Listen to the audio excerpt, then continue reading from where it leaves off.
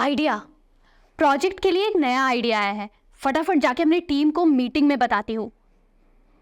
जाने से पहले आपको तो सिखा दूं कि अगर कोई न्यू आइडिया या कॉन्सेप्ट आपके दिमाग में आता है तो उसे इंग्लिश में अपनी टीम को या मीटिंग में मैनेजर और बॉसेस को कैसे बताते हैं।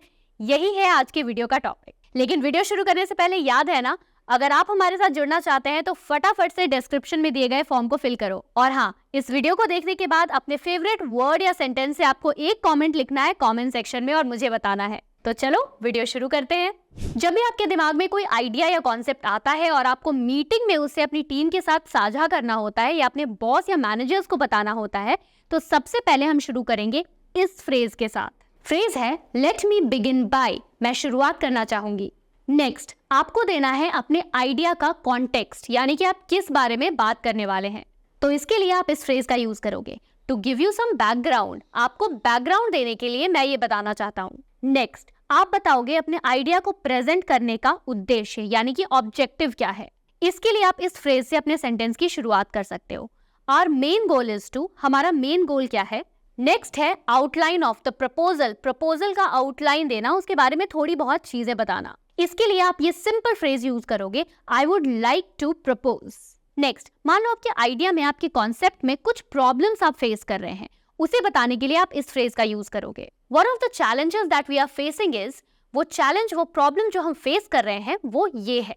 नेक्स्ट, प्रोवाइडिंग एविडेंस, यानी सबूत देना। और सबूत हम कैसे देते हैं?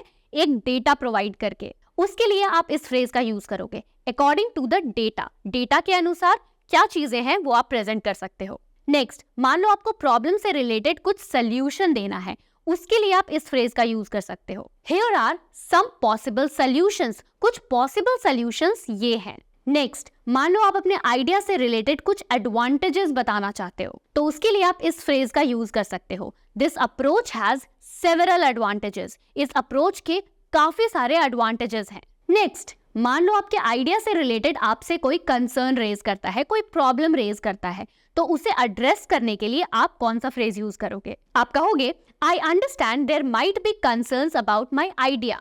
मैं समझता हूं कि मेरे आइडिया से रिलेटेड कुछ प्रॉब्लम्स हो सकती हैं, कुछ इश्यूज हो सकती हैं। नेक्स्ट, जब आप अपने आइडिया को प्रेजेंट कर रहे हो तो ऑफ कोर्स आपको फीडबैक भी लोगों से लेना होगा। तो उसके लिए आप सिंपली पूछोगे what are your thoughts on this. आपका इसके बारे में क्या विचार है?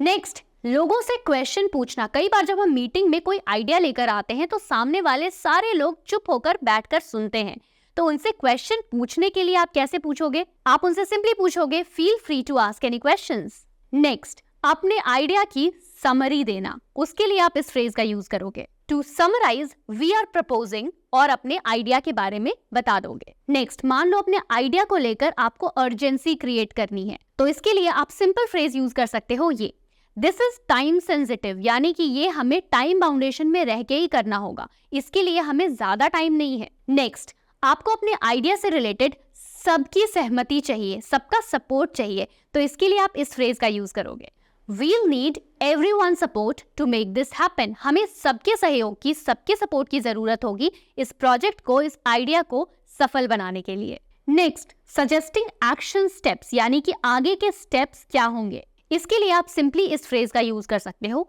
Next, we can start by. अगला स्टेप हमारा क्या होना चाहिए?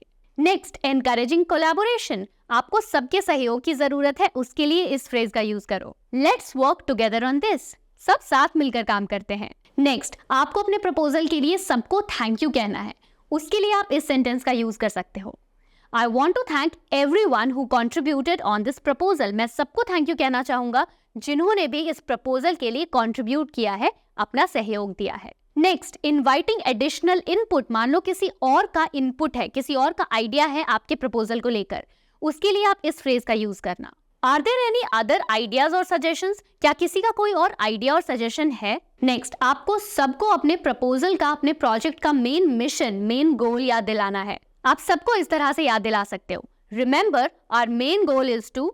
नेक्स्ट, आपको सबको याद दिलाना है कि इस मीटिंग के, इस प्रपोजल के मेन पॉइंट्स क्या क्या थे।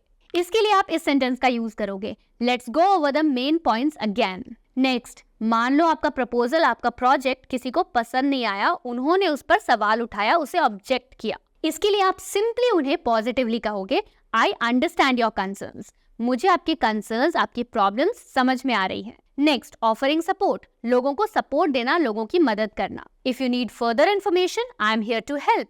अगर आपको और इन्फॉर्मेशन चाहिए तो मैं यहाँ पे आपके हेल्प के लिए हूँ। नेक्स्ट, क्लोजिंग स्टेटमेंट, अपने प्रपोजल के आइडिया को क्लोज करना, बंद करना। Thank you for your attention, let's work towards it. अपना अटेंशन देने के लिए थैंक यू, और हम इस पे मिलकर काम करते हैं। नेक्स्ट, टीम को साथ लेकर आना। इसके लिए आप सिंपली ये कह सकते हो, we need to ensure that everyone is on the same page. हमें ये ध्यान रखना होगा कि सबका सेम आइडिया है, हर कोई इस पॉइंट से अग्री करता है। नेक्स्ट, मान लो आपको एक एक करके सबसे उनकी राय मांगनी है, उनके ओपिनियंस मांगने हैं, तो उसके लिए आप सिंपली इस सेंटेंस का यूज कर सकते हो, what are your thoughts on this approach, या फिर what is your opinion on this approach. Next, team को ये विश्वास दिलाना कि ये प्रोजेक्ट बहुत ही सफल होने वाला है। We are confident that this project will yield positive results. हमें भरोसा है कि ये प्रोजेक्ट पॉजिटिव रिजल्ट्स लेकर आएगा। नेक्स्ट, आपको सबको याद दिलाना है कि कितने टाइम फ्रेम में, कितने दिनों में या कितने समय में इस प्रोजेक्ट को कंप्लीट करना है। सो इसके लिए आप इस सेंटेंस का यूज करोगे, we aim to implement this with in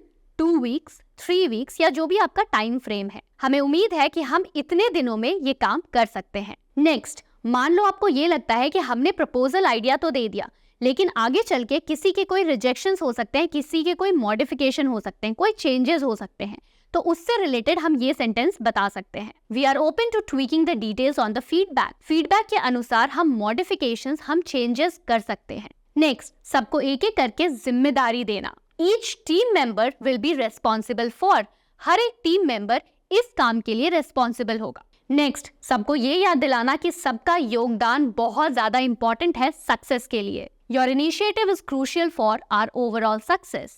next, motivational closing, together we can achieve great things. हम साथ मिलकर बड़ी बड़ी चीजों को अचीव कर सकते हैं। नेक्स्ट, सबसे अप्रूवल मांगना, can we move forward with this plan, क्या हम इस प्लान के साथ आगे बढ़ सकते हैं। नेक्स्ट, एक्सप्रेसिंग ग्रैटिट्यूड, सबसे आभार व्यक्त करना। Once again thank you all for your time and input. एक बार फिर सबको उनके टाइम के लिए, उनके आइडियाज के लिए thank you. And lastly, closing the proposal, that concludes my proposal, I am open to further discussions. और इसी के साथ मेरा प्रपोजल खत्म हुआ। I am open to further discussions. अगर कोई भी मुझसे डिस्कस करना चाहता है तो मैं उसके लिए तैयार हूँ। तो दोस्तों, ये थे वो फ्रेजेस जो आप तब यूज करोगे जब आपको कोई न्यू आइडियाज दिमाग में आते हैं और वो आप अपने टीम के साथ शेयर करते हो। जाने से पहले PDF डाउनलोड करना मत भूलना फ्रॉम द डिस्क्रिप्शन। और हाँ, अगली वीडियो में हम क्या सीखने वाले हैं पता है? MOM कैसे नोट डाउन करते हैं।